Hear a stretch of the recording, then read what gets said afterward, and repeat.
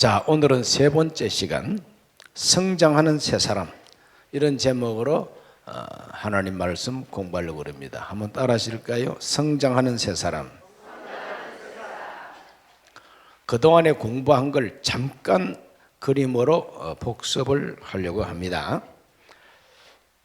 자, 이 세상은 우연히 생겼을까요? 하나님이 창조하셨을까요? 우연히 있다고 생각하는 그 생각 자체가 정말 기적입니다. 세상은 절대로 우연히 생길 수가 없습니다.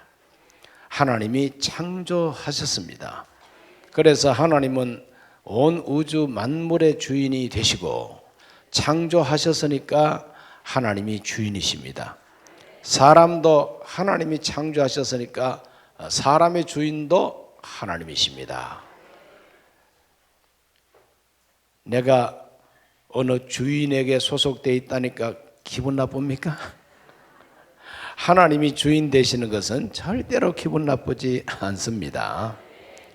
절대 선하시고 전능하신 하나님이 내 주인이시다. 그보다 행복한 것은 없는 것이죠. 그래서 하나님이 천지를 창조할 때 사람을 가장 핵심적인 존재로 창조하셨습니다. 하나님 형상대로, 모양대로. 하나님이 사람을 창조하실 뿐만 아니라 그 사람이 살 수 있는 조건을 먼저 다 창조하신 다음에 맨 나중에 사람 창조하시고 경작하고 지키고 보호하고 정복하고 다스리라고 하셨습니다. 그러면은 하나님의 거룩한 형상을 받은 우리 인간이 하나님 명령대로 다스리고 정복하고 경작하고 그러면 그 세상이 얼마나 행복한 세상이 되겠습니까? 하나님의 계획이 아주 풍성한 계획이 있었습니다. 그러나 우리 인간은 하나님 명령을 거역하게 됩니다. 그래서 하나님 명령을 거역했더니 하나님께서 말씀하신 대로 선악을 알게 하는 나무의 실과를 따먹는 날에는 반드시 죽으리라고 하나님 말씀했습니다. 하나님 말씀은 절대로 농담이 없고 하나님 말씀은 허튼 소리가 없어요. 반드시 죽으리라 그랬으니까 하나님 명령 거역했던 인간 조상 아담과 하와는 죽었습니다. 죽었다는 것이 화장을 하고 매장을 하고 없어져야만 죽은 것이 아니고 하나님이 죽었다 하는 것은 육체가 죽은 것이 아니라 우선 먼저 생명 자체이신 하나님과 인간이 연결되어 있었는데 연결된 것이 끊어졌다는 거죠. 그래 하나님과 떨어지는 것이 바로 죽음이라고 하는 것을 잊지 말게 되시기를 바랍니다. 하나님하고 관계 끊어지는 것, 그게 바로 죽음입니다. 남자 여자 결혼해가지고 뭐 아기자기 이렇게 살다가 혹시 뭐 이상한 일이 생겨서 두 분이 이혼을 하게 되면은 결혼 관계가 끊어지잖아요. 결혼 관계가 끊어지면은 두 사람 사이가 아기자기 됩니까? 안 돼요. 미쳤다고 아기자기 합니까? 거저 돼버리죠. 그래서 죽음이라고 하는 것은 관계가 끊어지고 관계가 끊어진다는 것은 그 관계 때문에 가질 수 있는 행복 자체가 깨진다는 것이죠. 그래서 하나님을 이렇게 표시한다고 내가 말씀드렸죠. 헬라 말로 데오스라고 할 때 첫 글자입니다. 이게. 자, 이렇게 이제 하나님하고 인간하고 같이 있었어요. 하나님께서 인간을 꼭 자기하고 비슷하게 이렇게 지었단 말이죠. 그래서 에덴 동산을 창설하시고 정복하고 다스리고 경작하고 풍성한 계획을 이제 세웠습니다. 그러나 따먹지 말라고 하는 선악과를 따먹었어요. 그 따먹으니까 죽으리라 한 대로 인간은 여기서 뚝 떨어져 가지고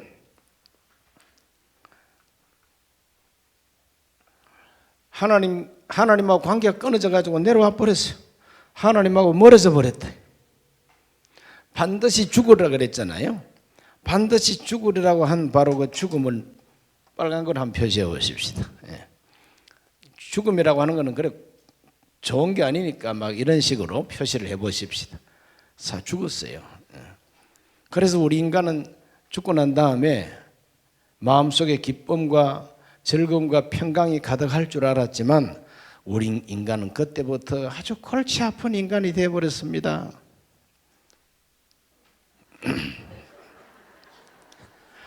지금 여기 이 사람 뭐 하고 앉아 있습니까 지금? 아이고 골치가. 그래 우리 인간은 오히려 하나님하고 관계가 다 끊어지니까 아주 골치 아픈 인간이 되어버렸어요. 그래서 죽음이 오게 되고 땀을 흘리지 않고는 먹을 양식도 구할 수가 없고 에덴에서 쫓겨나게 되고 생명나무실과 근처에도 못 가. 이렇게 우리 인간은 불행하게 된 거예요. 누구 책임이요? 인간 책임이죠. 따먹지 말라고 하는 걸 따먹었으니까. 자, 인류 역사 속에 이렇게 골치 아픈 인생을 살면서 사람들은 한번 다시 행복을 찾기 위해서 노력을 해봅니다. 행복을 찾기 위해서 노력을 해봐요. 종교, 또 깊이 사색하는 철학, 또 사람과 사람끼리 좀 제대로 인간답게 살아보자. 도덕, 종교, 철학, 도덕 이런 아주 양 차원 높은 이와 같은 인간의 이성과 양심과 깊은 생각을 가지고 종교도 만들고 철학도 만들고 도덕도 만들어 보지만 이 벽을, 죽음의 벽을 뚫을 수가 없어요. 죽음의 벽을 뚫을 수가 없습니다. 이 죽음의 벽, 이게 바로 죽으리라 하신 하나님의 심판이죠. 그래서 우리 인간은 아무리 도덕적으로 종교적으로 철학적으로 노력해도 이 신세를 벗어날 수가 없다. 이것이 제1과에서 공부한 내용입니다. 그래서 하나님과 인간의 관계가 바로 되는 게 제일 중요하다는 것이.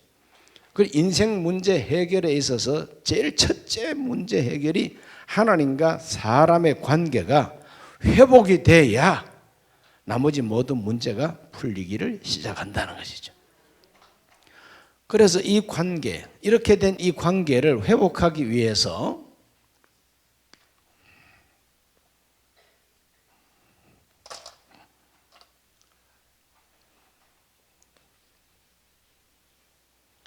이 관계를 회복하기 위해서 하나님께서 하신 대책이 있어요. 그 하나님께서 세우신 대책이 뭐냐? 그것이 사람 힘으로 어찌할 수 없는 이 죽음을 하나님이 깨뜨려 주시는 거죠. 사람이 깨뜨린 게 아니라 누가 깨뜨려요? 하나님이 깨뜨리시는 거죠. 자, 어떻게 깨뜨리십니까? 십자가로.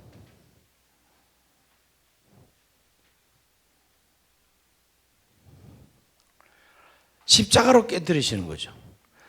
따라합시다. 반드시 죽으리라. 반드시 죽으리라 해가지고 인간은 이렇게 죽어 있잖아요. 인간이 이렇게 죽어 있는데 이 반드시 죽음을 해결해야 돼요. 죽음의 문제를 뚫어야 하나님하고 관계가 회복된단 말이죠. 그런데 사람은 인간 스스로는 이 죽음의 벽을 깨뜨릴 수가 없어요. 철학, 종교, 도덕으로 못 깨뜨려요. 그러니까 하나님께서 독생자로 세상에 오셔가지고 인간 스스로가 해결할 수 없는 이 죽음을 우리 예수님께서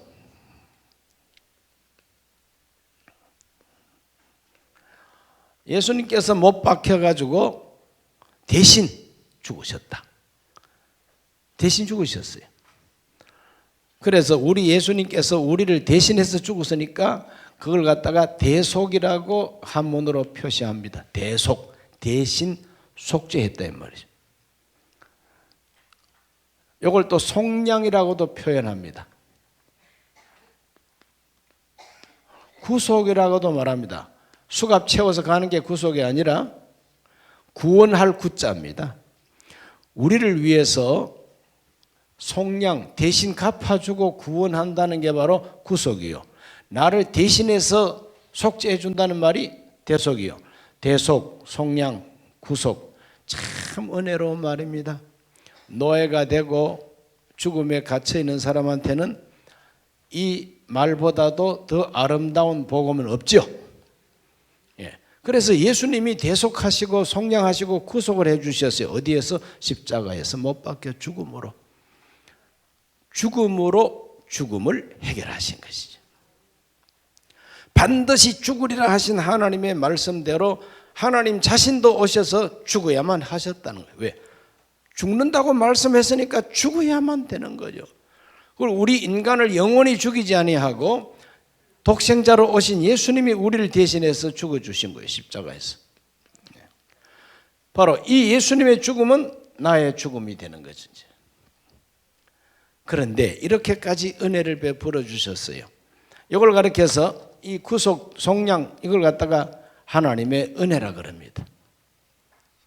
하나님의 은혜죠 이게. 내가 공로를 세운 게 아닙니다. 하나님이 자발적으로 은혜를 베풀어 주셨어요. 이런 은혜를 베풀어 주셨는데 이 은혜는 반드시 이 사람이 골치 아프게 앉아있는 이 사람이 예수님께로 들어가는 믿음,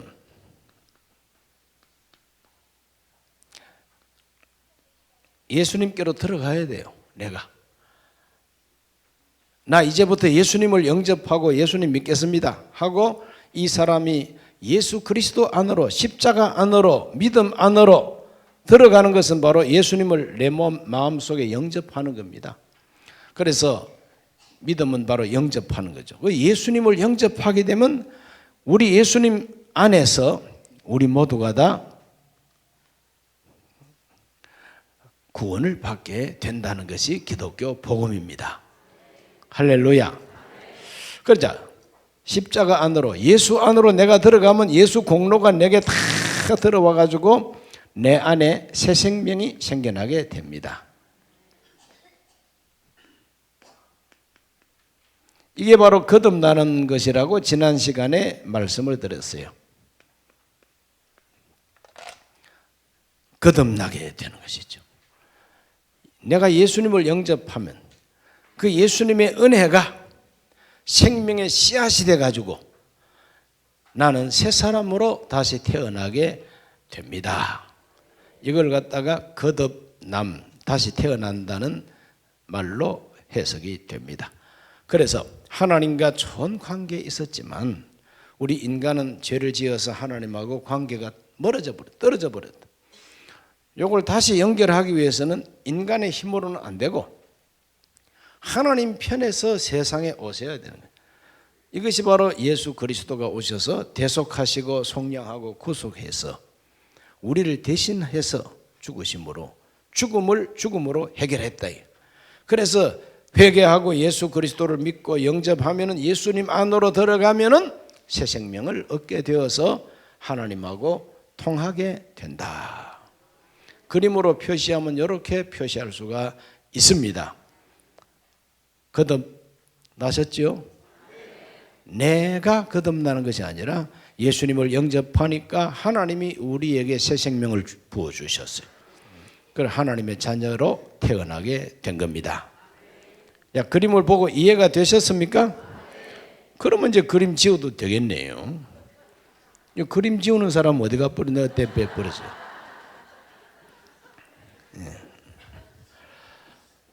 자, 이렇게 거듭나고 새 사람으로 태어났다면, 여러분 새 사람으로 태어났으면은 육체로 태어난 아기든지 영적으로 태어난 사람이든지 자라야 됩니까? 가만히 있어야 됩니까? 자라야 돼요.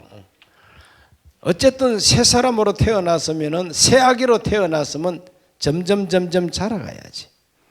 그 안 자라가고 가만히 앉아가지고 응애 이 소리만 계속하면은 그 아이를 낳은 부모님 마음이 어떻겠어요? 참 억장 무너집니다. 아들 낳았다고 만세삼창 불렀지만 이 아이가 자라지를 않으면 만세고 나발이고 다 없어져요. 자라야 돼요. 자라야 돼요. 건강하게 자라야 돼요. 그걸 가리켜서 성장이라 그럽니다. 오늘 우리 예수 믿는 사람, 새 사람으로 다시 태어났다 할지라도 우리 새 사람 된 우리는 아직까지 영적으로는 아기로 태어난 거예요. 그러므로 영적 아기, 영적인 이 어린 아기가 영적으로 자라가야 된다는 거예요. 뭐 한 90이 다 돼가지고 교회를 처음 오셔가지고 담임 목사 설교 듣고 할렐루야 나도 믿겠습니다. 그 할머니가 영적으로는 아기예요. 그럴까요 안 그럴까요? 그걸 인정하셔야 돼요. 자, 그럼 영적 아기로 태어나서 영적으로 자라야 되잖아요. 영적으로 생각도 하지 않고 내가 나이가 얼만데 이라고 앉아있으면 안 된다는 거죠.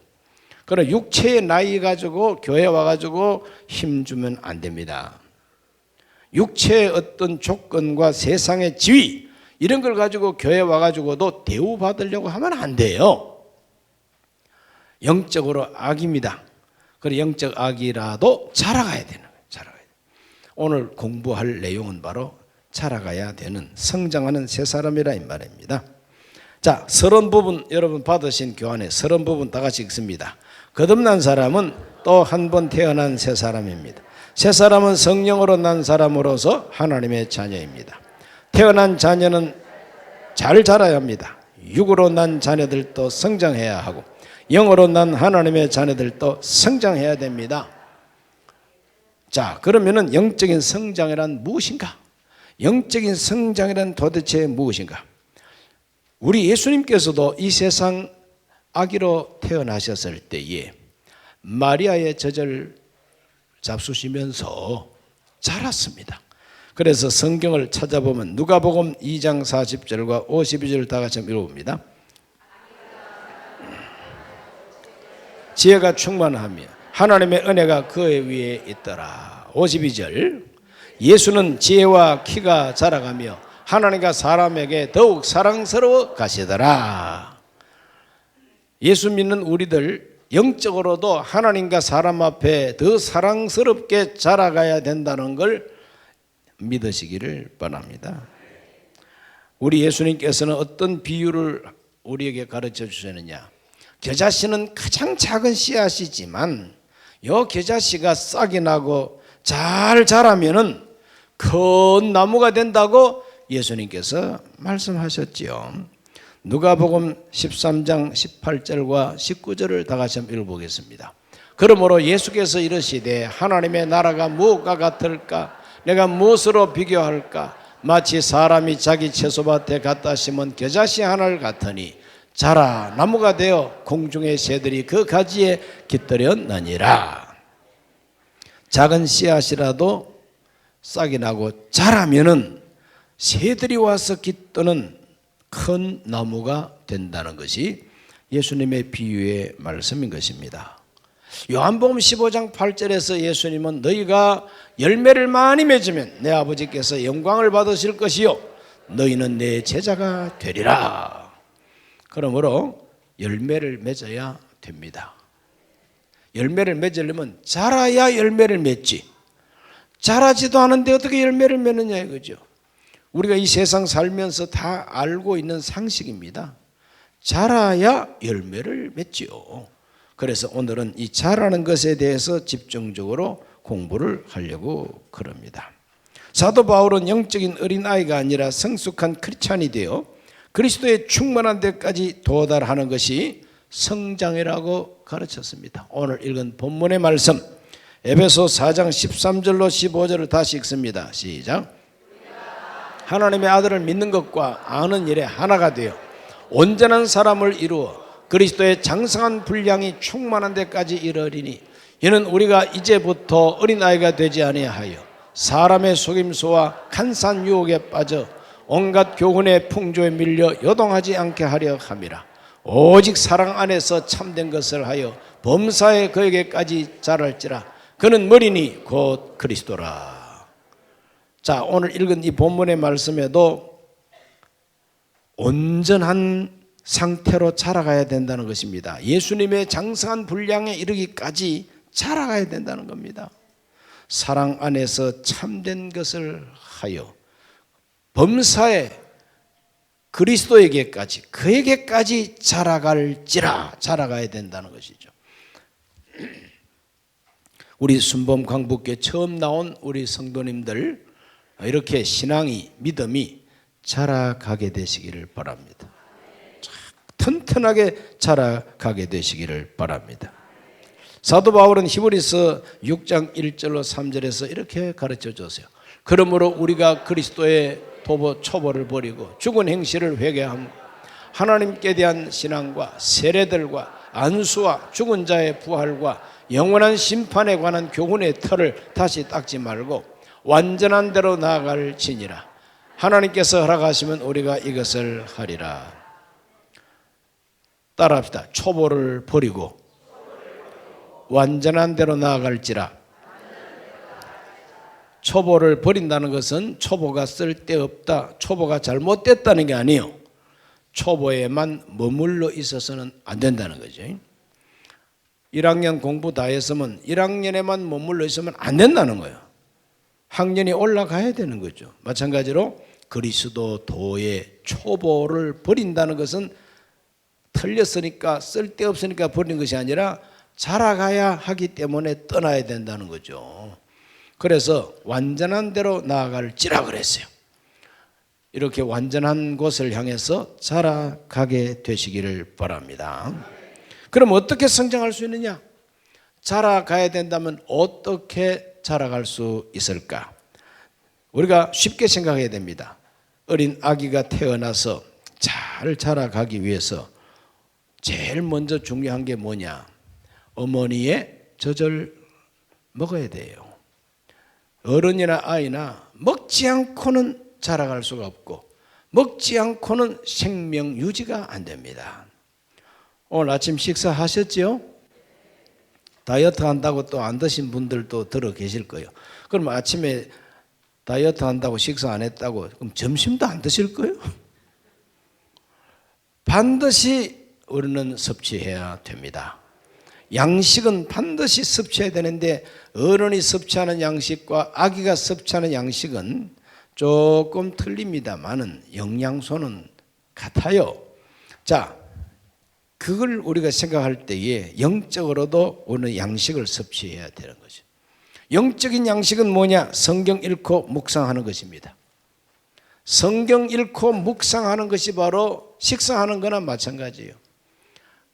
엄마 젖 빨아먹는 아기와도 같습니다. 그러므로 아기든지 어른이든지 성경책을 읽고 묵상해야만이 자라갈 수 있고 또 생명 유지할 수 있는 에너지를 거기에서 얻게 된다는 거 꼭 기억하시기를 바랍니다.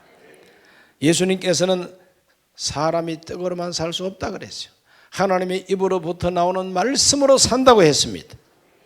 영은 영의 양식으로만 살 수가 있는데 이 세상의 육체의 양식 그것이 아니라 우리 영혼은 영적인 양식을 섭취해야 돼요.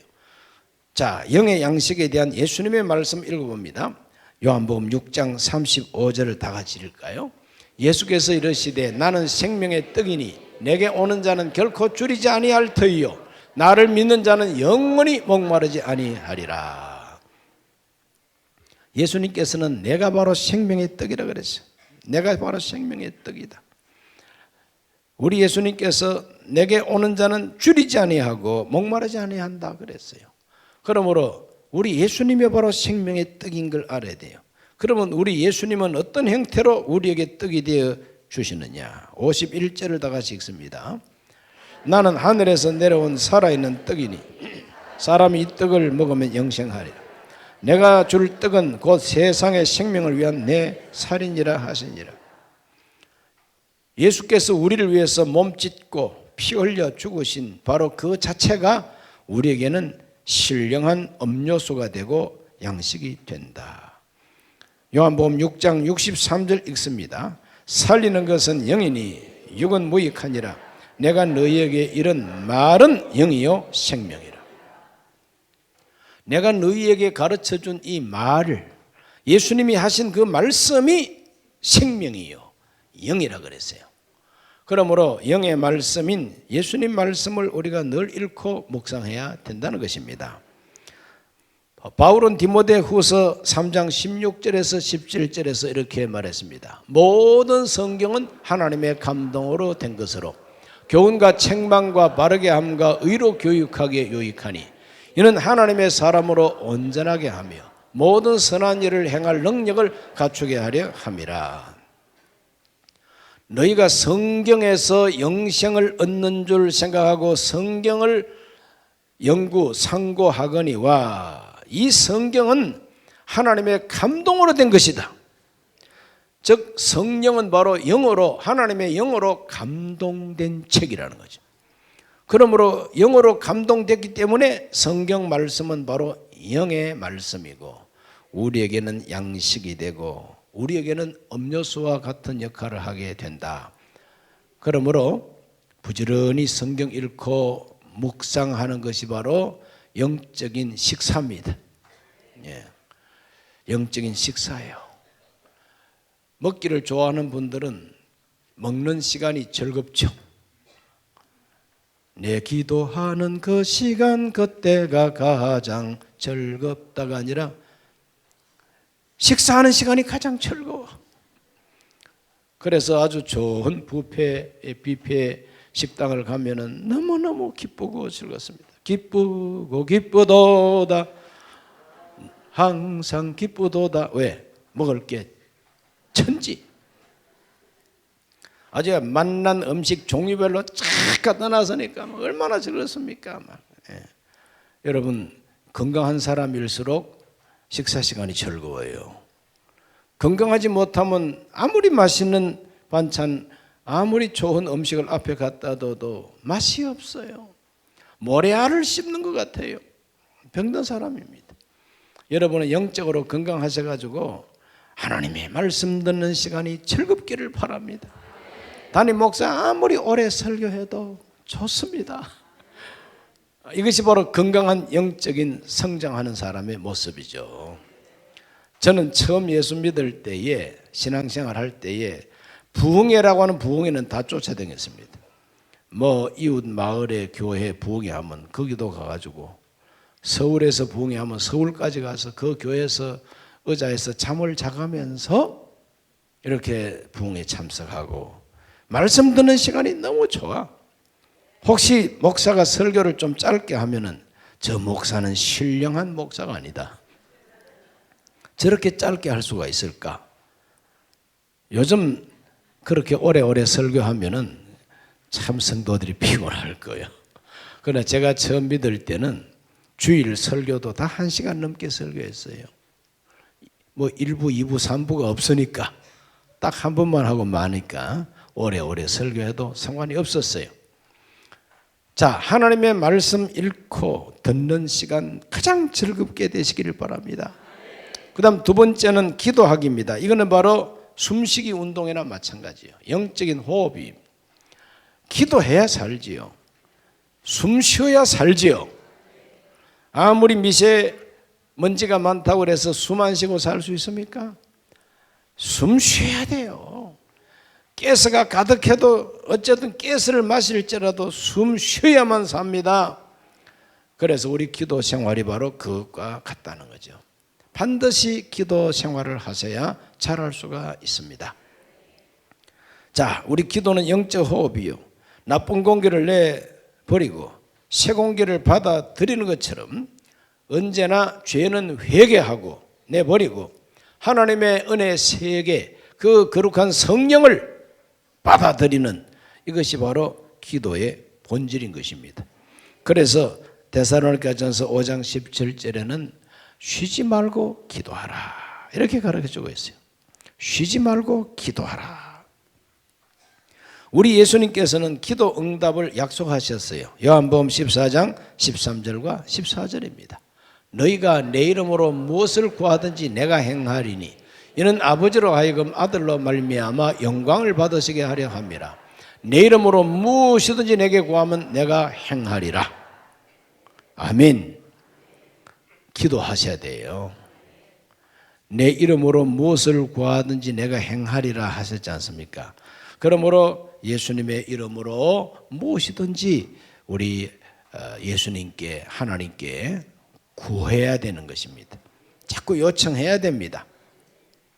이렇게 기도하는 것은 바로 영적으로 숨 쉬는 것과 마찬가지다. 우리 개신교인들은 항상 예배를 마칠 때 주님 가르친 기도로 마치는 기도회가 많습니다. 하늘에 계신 우리 아버지여, 이름이 거룩히 여김을 받으시오며, 이렇게 기도가 이제 시작이 되는데 이걸 가르쳐서 주님 가르치신 기도 이렇게 말합니다. 그래서 내가 어떻게 기도를 시작할 수가 있을까? 주님 가르친 기도부터 하시면 돼요. 주님께서 너희는 이렇게 기도하라고 가르쳤습니다. 너희는 이렇게 기도하라. 하늘에 계신 우리 아버지여, 이렇게 부르라 그래서 하나님을 불러내라. 하늘에 계신 아버지 하고 불러라. 하나님을 아버지라고 부르는 것이 기도의 출발이에요. 하나님 아저씨 아닙니다. 하나님 할아버지 이것도 아닙니다. 요새는 또 어떤 교회는 하나님 엄마 하나님 이렇게 또 부르게 해요. 여자가 교주가 돼가지고.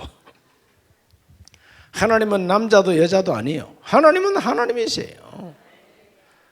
우리를 갖다가 창조하셨으니까, 우리를 있게 하셨으니까 그 하나님을 아버지라고 부릅니다. 자, 이렇게 기도를 하나님을 아버지라고 부르면서 아버지한테 못할 말이 없어요. 아버지한테 자꾸 숨기면 안 되잖아요. 아이들이 건강하게 자라는 아이들은 자기 엄마 아버지한테 숨기지 않습니다. 다 얘기합니다. 그래서 엄마 아버지가 그 아이 말을 다 들으면 도와줄 수 있잖아요. 이렇게 우리는 하나님 아버지에게 숨기지 말고 잘못한 게 생각나면 잘못했다고 말씀을 드리고, 잘한 것이 있으면 하나님 제가 오늘 이렇게 했는데 어떻습니까?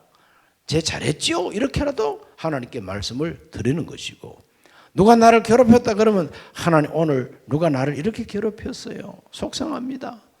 어떻게 하면 좋습니까? 이렇게 또 물어볼 수도 있는 것이요. 그러므로 하나님 앞에 숨기지 말고 모든 것을 말씀을 드리는 기도 생활을 열심히 하셔야 돼요. 그 기도 생활을 열심히 하는 것이 바로 신앙 성장의 비결이다 하는 걸 잊지 말게 되시기를 바랍니다. 그 다음에 세 번째로는 서로 교통하기입니다. 영의 친교라고 말할 수 있어요. 자, 성경적 신앙생활은 이 세상을 떠나서 홀로 수양하는 게 아닙니다. 우리 기독교 신앙생활은 자기 혼자서 어디 산에 가가지고 굴 속에 들어가서 누워서 잠도 안 자고 꼿꼿하게 앉아가지고 자기 혼자 상상의 나래를 펴고 이 생각 저 생각하는 게 우리 신앙생활 아니에요. 혼자서 수도 생활하는 게 신앙생활 아닙니다. 우리 기독교 신앙생활은 무엇이냐? 나 혼자가 아니라 믿는 사람이 함께 이렇게 신앙생활을 하는 것이 우리 기독교 신앙생활이에요. 왜? 신앙생활이라고 하는 것은 내 개인의 문제가 아닙니다. 내 개인의 문제가 아니라 하나님이 구원하시는 모든 사람에게 공평하게 요구하시는 하나님의 요구를 우리가 들어야 되기 때문에 너도 나도 신앙생활이 다르지 않습니다. 원리가 똑같아요. 그 똑같은 것을 우리 한 사람 한 사람이 어떻게 적용하느냐 이 차이가 있는데, 우리가 함께 모여가지고 하나님을 예배하고 함께 기도하고 함께 서로가 간증을 하고 함께 서로가 점검을 하고, 그래서 낙심했으면 다시 이렇게 세워주고 잘하는 사람 있으면 박수 쳐주고, 이렇게 함으로써 함께 자라가는 것이 신앙생활이에요. 사람이 자식을 낳아가지고 자기 집에서 잘 키워야 내 자식이 돼요. 낳기는 내가 낳았는데 애를 어릴 때 잃어버려가지고 잃어버린 아들을 남이 주워다 키웠다. 그러면 유전자 검사하면 내 자식이지만 그 아이가 자랄 때까지 모든 것이 그 다른 집에서 자랐기 때문에 다른 집안의 문화가 깊이 들어가 가지고 내 자식 아니요, 영 딴 사람이 돼버립니다. 사람이 주어서 키웠으면 다행이죠. 그런데 넉대가 물어다가 키웠으면은 사람이 됩니까? 넉대 됩니까? 그건 넉대 되고 말아요. 안 됩니다. 그냥 반드시 함께 자라야 내 가족이요, 틀림없습니다. 그렇기 때문에 하나님은 저와 여러분이 예수님을 구주로 영접해서 새 사람이 되면 새 사람 된 사람들끼리 모아가지고 함께 자라게 하시는 것이 하나님의 뜻입니다. 새 사람 된 사람을 한 곳에 모아둔 그 단체를 교회라 그래요. 교회. 새 사람 된 사람이 모여 있는 곳이 교회입니다. 왜 모아두었습니까? 함께 예배하고 함께 자라가라고. 그래서 우리들은 영적인 친교를 잘해야 자라간다는 것을, 정상적으로 자라간다는 것을 잊지 말게 되시기를 바랍니다. 사도행전 2장 44절로 47절까지 읽어봅니다. 믿는 사람이 다 함께 있어 모든 물건을 서로 통용하고 또 재산과 소유를 팔아 각 사람의 필요를 따라 나눠주며 날마다 마음을 같이하여 성전에 모이기를 힘쓰고 집에서 떡을 떼며 기쁨과 순전한 마음으로 음식을 먹고 하나님을 찬미하며 또 온 백성에게 칭송을 받으니 주께서 구원받는 사람을 날마다 더하게 하시니라. 우리 신앙생활은 처음 믿자 말자 방금 읽은 말씀처럼 이렇게 돼야 된다는 거죠. 믿는 사람이 한데 모였다 그랬어요. 모이기를 힘써야 됩니다. 성전에 모이기를 힘써야 돼요. 모여가지고 할 일이 뭐냐? 하나님을 찬미하고 하나님께 예배하는 일이 모여서 해야 할 가장 중요한 일이에요. 그리고 서로가 도와주는 거죠. 자기 것을 자기 것이라 하지 않고 필요한 사람을 도와줬다 그랬어요. 서로 돕는 것이 신앙생활이죠. 또 하나님을 찬미하고 순전한 마음으로 집에서도 떡을 떼고, 그래서 사람들이 볼 때 참 아름답게 사는 사람들이다, 참 귀하게 사는 사람들이다, 칭송을 받게 된다는 것입니다. 그러므로 새 사람 된 크리스찬이 신앙생활을 제대로 하면은 칭찬받는 사람으로 살게 됩니다. 할렐루야. 이상한 사람 되는 게 신앙생활 아니에요. 저 사람 교회 다니더니 이상하게 됐다. 그건 신앙생활을 제대로 못하기 때문에 그 말을 듣는 겁니다. 신앙생활을 정상으로 하면은 사람들이 부러워하고 사람들이 박수를 치고 칭찬합니다. 아, 참 나보다 훨씬 더 잘 사는구나. 사람은 저렇게 살아야 돼. 이렇게 된다 이 말이죠. 그러므로 기독교 신앙생활은 이 세상에서 천대받고 멸시받고 욕먹는 생활이 아니라는 거죠. 과거에 박해 시대에 기독교인들을 무참하게 죽이고 짐승의 밥이 되게 하고 그럴 때가 있었어요. 그럼 그럴 때는 왜 그랬느냐? 그때 권력가들이 자기 권력 유지를 위해서 옛날부터 내려오는 자기들의 전통을 지키기 위해서 새로운 하나님을 찾는 사람들이니까 도덕과 윤리가 잘못된 게 아니라 이게 다른 종교가 들어오는 걸 막아내기 위한 정책으로 기독교를 핍박했어요. 박해했습니다. 지금도 저 북한에서 성경책 가지고 평양 내거래 가가지고 예수님을 믿으십시다 하고 전도하면은 당장 잡아갑니다. 그러면 그 사람이 무슨 짓을 했기에 잡아갑니까? 나쁜 짓 한 게 없는데 왜 잡아갑니까? 자기들의 권력 유지, 자기들의 체제 유지를 위해서 필요 없다고 생각하니까 박해를 하는 것이지. 기독교인들이 뭐 나쁜 짓 했기 때문에 잡아가는 게 아니거든요. 그러므로 일반적으로 우리 크리스찬들은 이 세상 사람들로부터 칭송을 받을 수밖에 없는 생활이 신앙생활이에요. 할렐루야. 그리고 욕먹는 생활을 하지 말게 되시기를 바랍니다. 모이기를 힘써야 됩니다. 자, 믿음의 사람들은 이와 같이 교회에서 함께 서로 영적으로 가족 의식을 가지고 서로 나누고 함께 격려하면서 이렇게 친교를 해야만이 자라갈 수가 있다는 거죠. 순복음 강북교회 나오셔가지고 지역과 구역에 함께 편성이 되셔서 함께 신앙생활을 하다 보면은 닮아가고 배우게 되고 또 돌봄을 받게 됩니다. 그렇게 자라야 정상적으로 자라가는 거라 이 말이죠. 외톨이 신자 되지 마시고 자기를 숨긴 채로 몰래 교회 다니는 베트콩 신자도 되지 마시고 하나님 앞에서 같이 믿는 식구들과 이렇게 함께 자라가는 건강한 하나님의 가족이 되시기를 주의 이름으로 축원합니다. 그 다음에는 네 번째 순종하기입니다. 하나님 말씀을 일단 순종해 봐야만 됩니다. 여러분, 우리 기독교 신앙생활은 머릿속에만 넣어놓는 신앙생활이 아니에요. 행동하는 신앙생활입니다.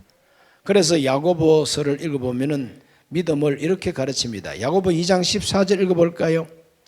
내 형제들이 만일 믿음이 있노라 하고 행함이 없으면 무슨 유익이 있으리요?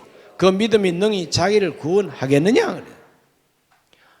그런 믿음은 구원할 수 없다는 거죠. 17절과 18절 이와 같이 행함이 없는 믿음은 그 자체가 죽은 것이라. 어떤 사람은 말하기를 너는 믿음이 있고 나는 행함이 있으니 행함이 없는 너의 믿음을 내게 보이라. 나는 행함으로 내 믿음을 너에게 보이리라 하리라. 믿음은 눈으로 볼 수 있는 거예요. 행함을 볼 수 있다는 거죠.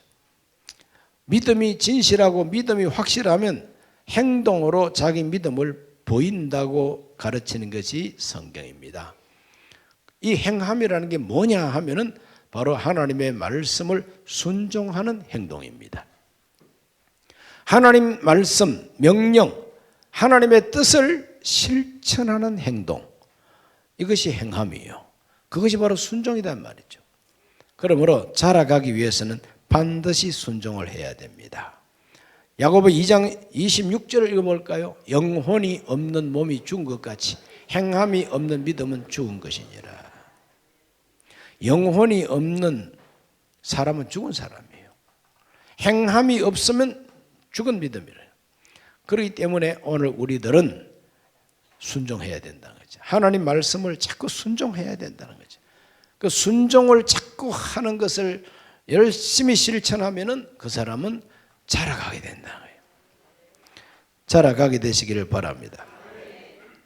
일단 순종해 봐야 하나님의 말씀이 하나님 말씀인지 인간 수준의 말씀인지 알게 됩니다. 요한복음 7장 17절에서 예수님께서 말씀했어요. 사람이 하나님의 뜻을 행하려 하면 이 교훈이 하나님께로부터 왔는지 내가 스스로 말함인지 알리라. 네. 하나님의 뜻을, 하나님의 말씀을 일단 순종해 보면 이것이 진짜 하나님 말씀이로구나 깨닫게 된다는 것입니다. 그런 깨달음이 자꾸 쌓여야만이 믿음이 건강하게 자라갈 수가 있다는 것입니다. 인정하십니까? 자, 이렇게 우리가 하나님 말씀을 순종하면은 그 순종하는 사람에게 하나님은 능력을 더해 주시고 순종할 때 체험을 주신다는 거죠.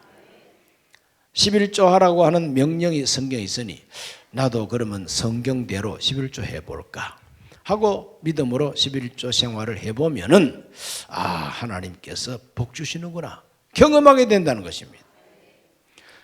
하나님의 말씀을 경험하기 위해서는 순종을 해야 된다. 순종하면 체험이 온다 이거지. 따라합시다. 하나님 말씀 순종하면 하나님의 능력을 체험하게 됩니다. 그런 체험이 쌓여야만이 믿음이 강해진다는 것이죠. 자, 여기까지 네 가지 단계가 성장하는 단계입니다. 성장하기 위해서 이 네 가지가 필수입니다. 꼭 잊지 마시기를 바랍니다. 먹어야 되지요. 숨 쉬어야 되지요. 서로 교제해야 되고 순종해 봐야 됩니다. 요 네 가지만 잘하면은 반드시 신앙이 성장한다는 걸 잊지 말게 되시기를 바랍니다. 마지막으로 그러면 성장하는 방법은 네 가지지만 그 네 가지를 우리가 아무리 하더라도 결국은 성장하게 하시는 분은 하나님이시다. 고린도전서 3장 6, 7절을 다 같이 읽습니다. 나는 심었고 아볼로는 물을 주었으되 오직 하나님께서 자라나게 하셨나니 그런즉 심는 이나 물을 주는 이는 아무것도 아니로되 오직 자라게 하시는 이는 하나님뿐이니라. 따라합시다. 오직 자라게 하는 분은 하나님뿐이니라. 그림 하나 그리고 마치겠습니다. 자, 저와 여러분 하나님의 생명의 씨앗입니다. 생명씨가 심겨졌어요. 새 사람 됐어요. 싹이 났어요. 생명 씨앗이 내 안에 들어왔습니다. 예수 영접하고 이것이 바로 새 사람. 새싹같이 생겼습니까? 예. 새싹같이 생겼잖아요. 자, 이렇게 새싹이 났으면은 새싹 그대로 있으면 됩니까? 새싹 그대로 있으면 안 되고 자라야 되겠죠. 점점 자랍니다. 점점 자랍니다. 자라면서 가지도 나옵니다. 자라면서 가지도 나옵니다. 그러면 나중에는 여기가 열매를 맺게 되지요. 그러면 하나님의 영광을 받는다 그랬어요. 이렇게 무럭무럭 자라기 위해서 네 가지가 있어야 된다. 첫째는 말씀, 양식입니다. 성경 읽고 묵상하셔야 돼요. 두 번째는 뭡니까? 숨 쉬어야 되죠. 기도해야 됩니다. 새싹도 숨 쉬어야 되지요. 숨 안 쉬면은 새싹도 안 자랍니다. 그 다음에 세 번째는 뭡니까? 친교. 함께 자라야 되지. 나 홀로 아닙니다. 채소밭은 무 씨앗을 뿌릴 때에 한 알만 심지 않습니다. 무 씨앗을 많이 심어요. 그럼 무들이 많이 올라와요. 무밭입니다. 배추 씨앗 많이 뿌려가지고 싹이 많이 올라오면 그게 무슨 밭이요? 배추밭입니다. 교회는 밭입니다. 자, 네 번째는 뭐 해야 되죠? 순종해 봐야 됩니다. 이 순종을 하면서 체험이 자꾸 쌓이는 거예요. 요 네 가지가 가장 중요한 성장 비결이에요. 오늘 우리 교회 처음 나오신 여러분, 요 네 가지를 꼭 실천을 열심히 하기로 결심하시기 바랍니다. 기도하겠습니다. 하나님 아버지, 오늘 주 앞에 나와서 새싹반 강의를 듣고 가시는 우리 성도님들 자라게 하여 주옵소서. 예수님을 닮게 하여 주옵소서. 그래서 좋은 열매를 많이 맺고 하나님께 영광을 돌리고 건강하고 아주 힘센 믿음의 사람들이 되게 해 주옵소서. 예수님 이름으로 기도합나이다. 아멘.